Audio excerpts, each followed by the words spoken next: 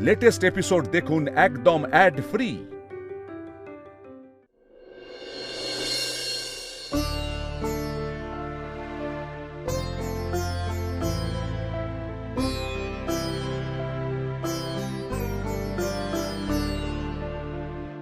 মা গো, এবার আমায় বিদায় দাও মা। আপনাকে যে আমি কি বলে ধন্যবাদ দিই বাবা, আসলে আমার মনটা এত অশান্ত হয়েছিল, আপনি না থাকলে যে কোনো সিদ্ধান্ত হয়তো নিয়ে ফেলতাম আমি।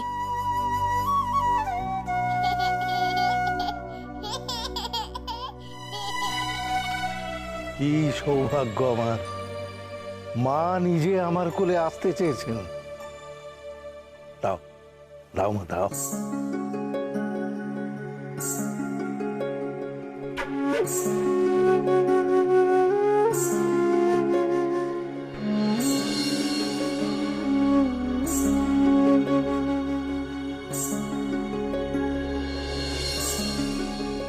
দরজা যে বন্ধ। মনের জোর দিয়ে একবার দরজা ঠেলে দেখ দেখি, আমার কথা একবার শুনে দেখ।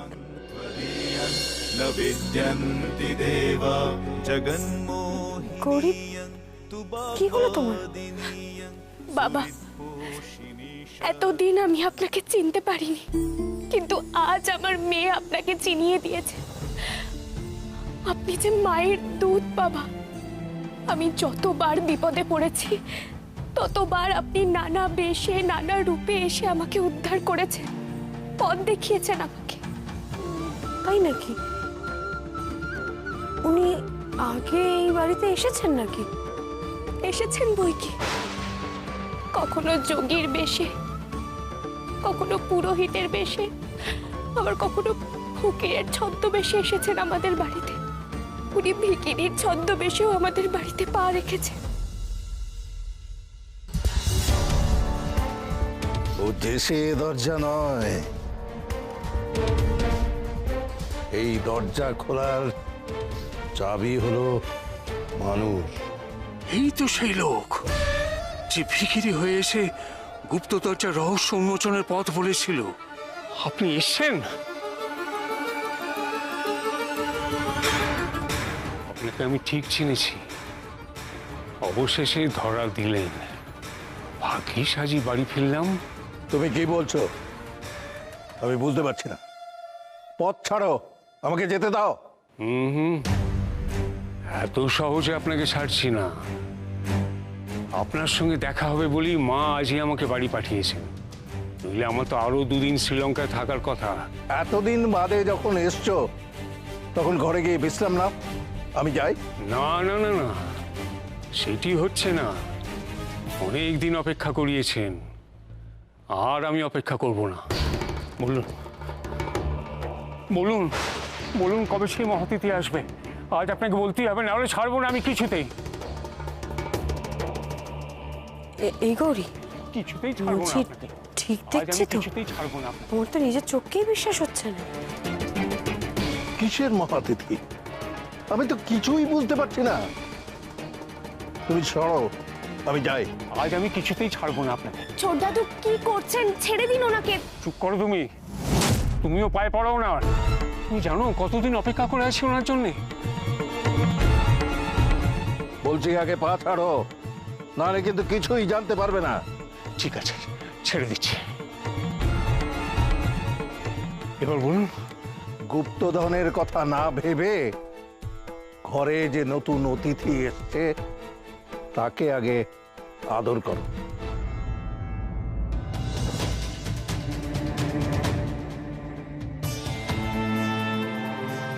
সুখী হও মা, দীর্ঘজীবী হও।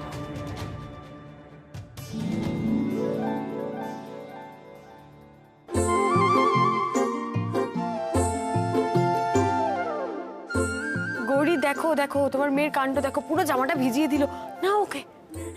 ঠিক আছে ঠিক আছে, ওর কি আর বোধ বুদ্ধি হয়েছে বাচ্চার? এবার বলুন, কবে সেই মহাতিথি আসবে? যাও আগে 5 বার এই মন্দির প্রদক্ষিণ করে এসো, তারপর জানতে পারবে। ও, তাহলেই হবে। এক্ষুনি আসি আমি।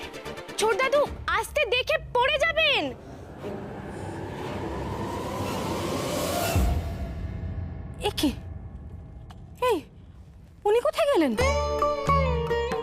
কাজ ফুরিয়ে গেছে মেজো কাকিমুনি, ওনাকে আর পাওয়া যাবে না।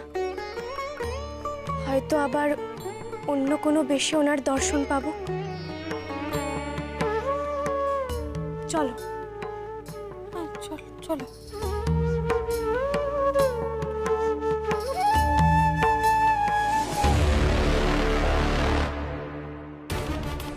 কি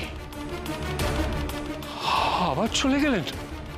এবারও গুপ্ত দরজার রহস্য জানা হলো না?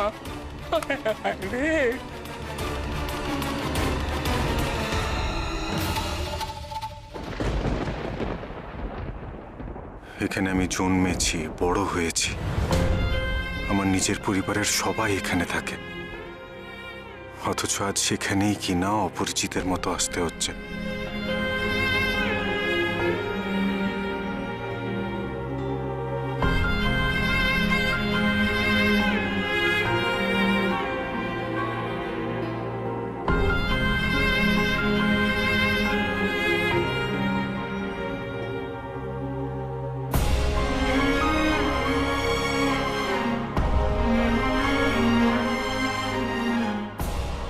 আপনি এসে গেছেন বাবা। আমরা আপনার জন্যই অপেক্ষা করছিলাম। আপনাকে আপনার থাকার জায়গাটার মন্দিরটা আমরা দেখিয়ে দেব। যদি আপনার কোনো রকমের কোনো অসুবিধা হয় আমাদেরকে অবশ্যই বলবেন। আপনি আমাদের অতিথি, তাই আপনার যত্নে কোনো ত্রুটি হোক সেটা আমরা চাই না। আমরা আপনার থাকার ব্যবস্থা গেস্ট রুমে করেছি, চলুন।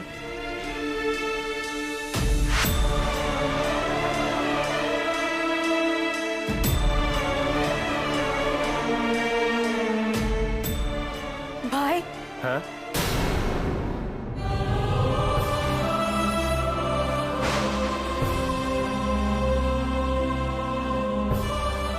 ক্ষমা করবেন মা, আপনি কি আমায় কিছু বললেন?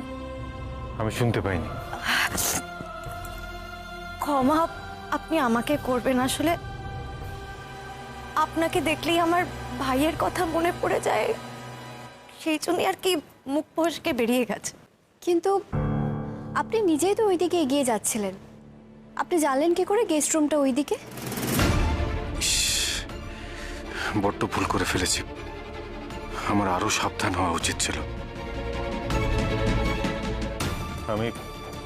আমি জানি না গেস্ট রুম কোথায়, আমার মনে হলো তাই এদিকে চলে এলাম। আসলে আমার মন তো মহাদেবের চরণে সমর্পিত, তাই কখন কি করে বসি নিজেরই খেয়াল থাকে না। আশ্চর্য লাগছে মানুষটাকে, নিজের খেয়ালে না হয় ওদিকে চলে গেছিলেন, কিন্তু ভাই ডাকতেই উনি সাড়া কেন দিলেন? চলুন আপনাকে গেস্ট রুমটা দেখিয়ে দিই। খুব জোর এ যাত্রায় বেঁচে গেলাম।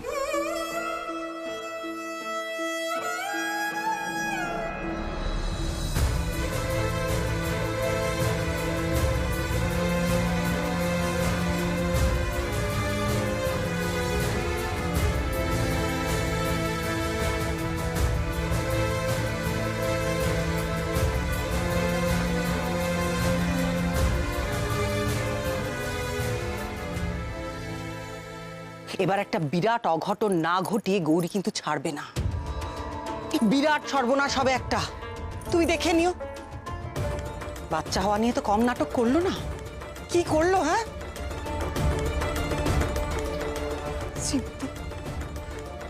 গৌরী তো তোমার সব আশা ভরসায় জল ঢেলে দিল। বলো, তোমার কত আশা ছিল তুমি তোমার ঈশানকে আবার মুখে ফিরে পাবে, বলো, কিন্তু ও তো সেটা হতে দিল না।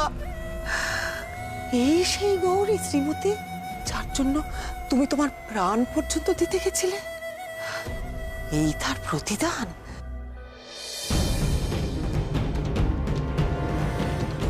ছি ছি ছি ছি ছি ছি ছি ছি।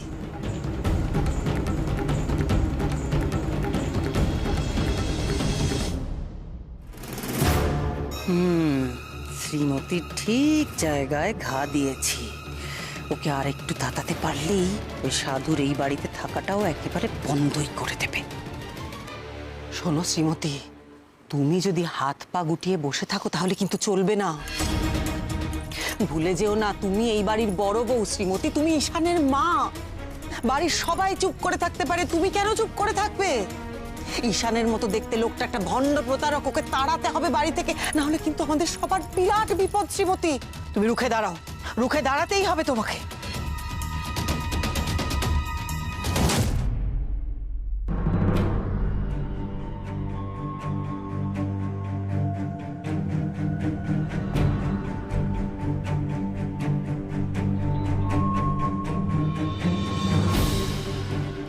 মা, মা তুমি যতই মুখ ঘুরিয়ে থাকো, তুমি আমার থেকে, তোমার নাতনির থেকে কিছুতেই পালাতে পারবে না। এই নাও ধরো মা, দেখো আমার আর ডাক্তারবাবুর সন্তান, তোমার নাতনি। ওর জন্মের পর তুমি ওকে একবারও কোলে নাওনি মা, অথচ ও যখন আমার পেটে ছিল তখন তুমি সব রকম ভাবে আমাকে সাহায্য করেছো, সব থেকে বেশি অপেক্ষা করেছো, দিন গুনেছো যে কবে ও জন্মাবে। কিন্তু এখন এখন কেন ওকে উপেক্ষা করছো মা? আজ যখন ও হারিয়ে গেছিল তখন সবাই কত চিন্তা করেছে, সবাই কত তোলপাড় করেছে, একমাত্র তুমি শুধু নিচে নামোনি মা। ও মা, কেন এরকম করছো তুমি? বলো কেন? তার আগে তুই আমাকে একটা কথা বলতো, তোর মেয়ে হলো কি করে? মানে মা, এখন ছেলে মেয়ের কোনো তফাৎ হয় নাকি? ছেলে হোক বা মেয়ে, দুজনেই তো সন্তান মা, দুজনেই মায়ের আশীর্বাদ। ছেলের বদলে মেয়ে হয়েছে, তাতে কি এমন হয়েছে? তুই জানিস না কি হয়েছে? তোদের সন্তান হয়ে আমার শানের ফিরে আসার কথা ছিল। হ্যাঁ মা, কিন্তু সে তো মেয়েও হতে পারে, ছেলেই হবে এমন কথা কি মানে মা? তুই এসব উল্টো পাল্টা কথা বলে না আমাকে একদম ভোলানোর চেষ্টা করিস না।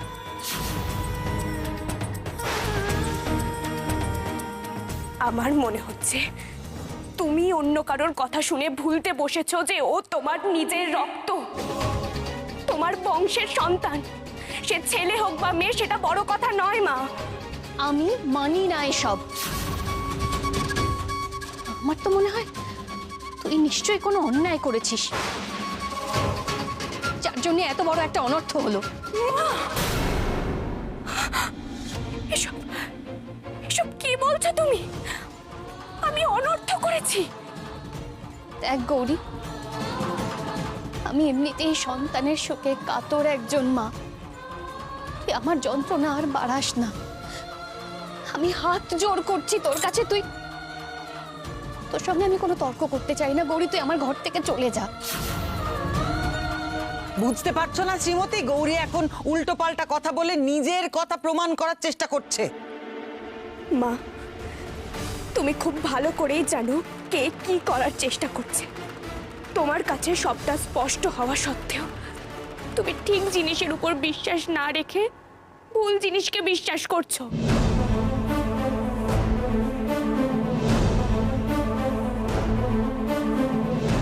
গৌরী, মৃত্যুঞ্জয় বাবা চলে এসেছেন।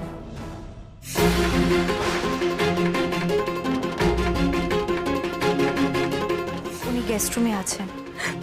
তাই নাকি? এসো নীলা দিদি।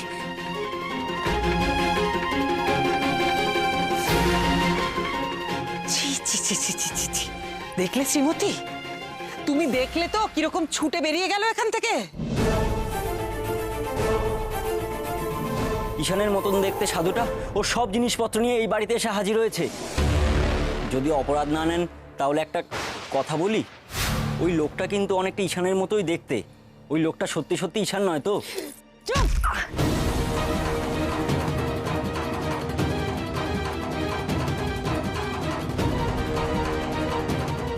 ক্ষমা করবেন, আমার আমার এরকম ভাবে বলাটা উচিত হয়নি। ও ঈশান নয়। চুপ! আমার মাথাটা ব্যথায় ফেটে যাচ্ছে তখন থেকে, বক বক বক বক করেই চলেছে। আপনি আগে বলবেন তো সেটা। আমি আমি এক্ষুনি কাউকে পাঠাচ্ছি আপনার মাথা মালিশ করে দেওয়ার জন্য।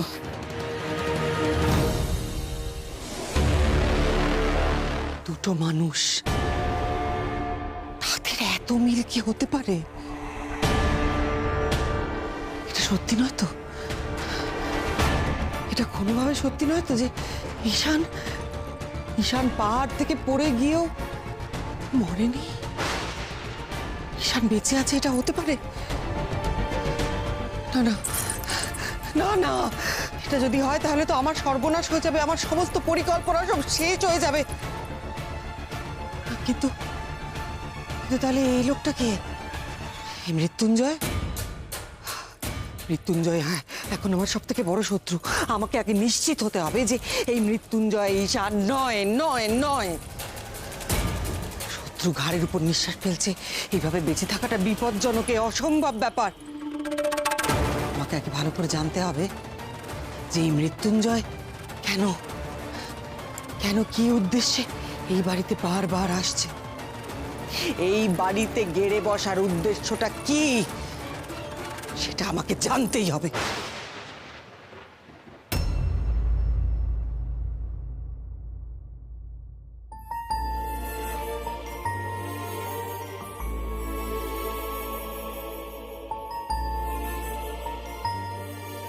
তোর কিন্তু কাল রাত্রি মানে আজ রাত থেকে কাল সকাল অবধি তুই গৌরীর মুখ দেখতে পারবি না, বুঝেছিস? হ্যাঁ, আর কাল সকালের আগে যদি গৌরীর মুখ দেখেছিস এবং সেটা যদি শৈলমা জানতে পারে তাহলে কিন্তু বাড়িতে তাণ্ডব করবে। এই ছোট্টা,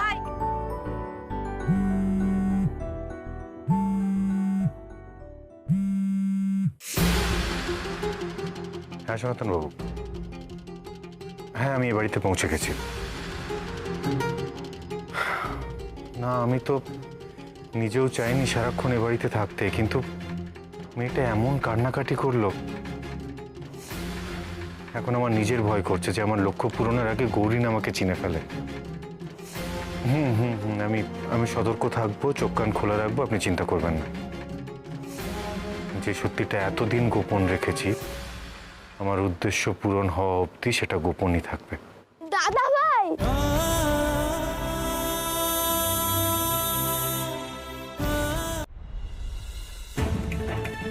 আমি তোমার দাদা নই বাবা।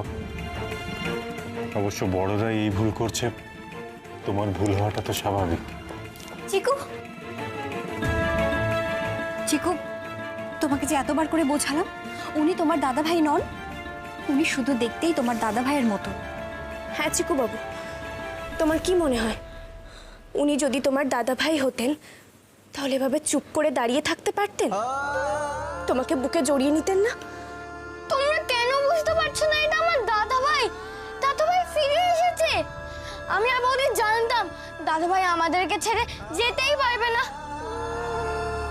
জানো দাদা ভাই, আমি এতদিন বৌদির খুব ভালো করে খেয়াল রেখেছি, নিজেও ভালো ছেলে হয়েছি, পড়াশোনা করেছি, নিজে দুধ খেয়েছি, বৌদিকেও খাইয়েছি, সবার কথা শুনেছি। আমি না থাকায় এইটুকু একটা বাচ্চার উপরেও এত প্রভাব পড়েছে। দাদা ভাই, তুমি ফিরে এসেছো, আমি আবার আগের মতো হয়ে যাব। আমি বুঝতে পেরেছি বাবা, তোমার দাদা ভাই চলে যাওয়ায় তুমি খুব কষ্ট পেয়েছো। বিশ্বাস করো, আমি যদি পারতাম তাহলে তোমার দাদা ভাইকে নিশ্চয়ই ফিরিয়ে আনতাম,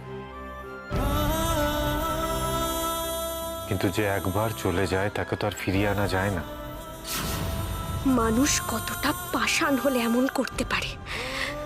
ডাক্তারবাবুর মন তো এত কঠিন ছিল না। সরে এসো চিকু বাবু, ক্ষমা করবেন, হতো বাচ্চা, ওর সাদা চোখে যেটাই ধরা পড়ে সেটাই সত্যি বলে বিশ্বাস করে নেয়, আর কখনো আপনাকে বিরক্ত করবে না। এসো চিকু বাবু। আমি যাব না, আমি দাদার ভাইয়ের কাছে থাকবো। চিকু, আমি যাব না। আচ্ছা ঠিক আছে, চলো এখন।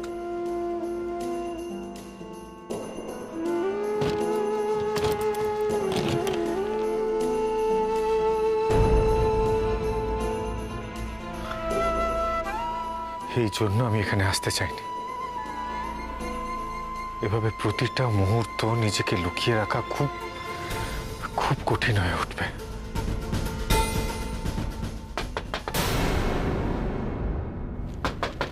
হ্যাঁ, শৈলমা আপনার সঙ্গে একবার দেখা করতে চান। আচ্ছা বেশ, আমি আসছি।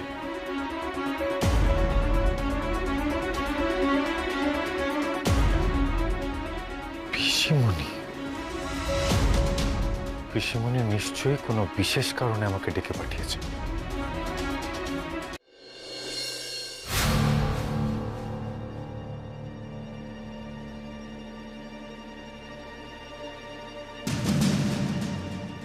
আরে আসুন আসুন বাবা, আসুন, বসুন বসুন। কি আশ্চর্য, এত সাদৃশ্য ঈশানের সঙ্গে। সবাই তো সেই ভুলটাই করেছে বাবা। ইনি কিন্তু বিরাট যোগী, মহাদেবের বিরাট ভক্ত। আমাদের পরম সৌভাগ্য যে উনি আমাদের আতিথেয়তা গ্রহণ করেছেন। পিসিমণি এত ভালো ভালো কথা বলছে কেন? তার মানে নিশ্চয়ই কোনোভাবে আমাকে ফাঁসাতে চাইছে। উনি না থাকলে যে কি হতো, গৌরী বা তার বাচ্চাকে বাঁচানো যেত না। সত্যি উনি পুণ্যাত্মা। দয়া করে এত কিছু বলবেন না। আমি অত্যন্ত নগণ্য একজন মানুষ। দেবাদিদেব মহাদেব আমাকে যে পথে চালনা করেন আমি সে পথেই চলি। আর দয়া করে আমাকে এত উপাধিতে ভূষিত করবেন না, এতে মনে অহং বাড়ে। তা বললে কি হয়? আপনি আমাদের বাড়িতে যখন এসেই পড়েছেন, এখন শুভ তিথি। আমার অনুরোধ, আপনি আমাদের সকলের সামনে আজ মহামৃত্যুঞ্জয় মন্ত্রটি পাঠ করুন।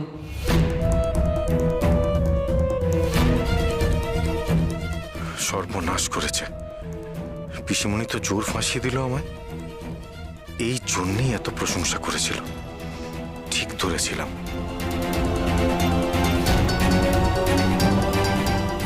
যদি ও আমার ডাক্তারবাবু হয় তাহলে কখনোই এই মহামৃত্যুঞ্জয় মন্ত্র পাঠ করতে পারবে না।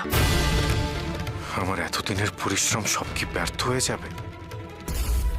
এবার আমি তোমার আসল চেহারাটা দেখব মৃত্যুঞ্জয় বাবা।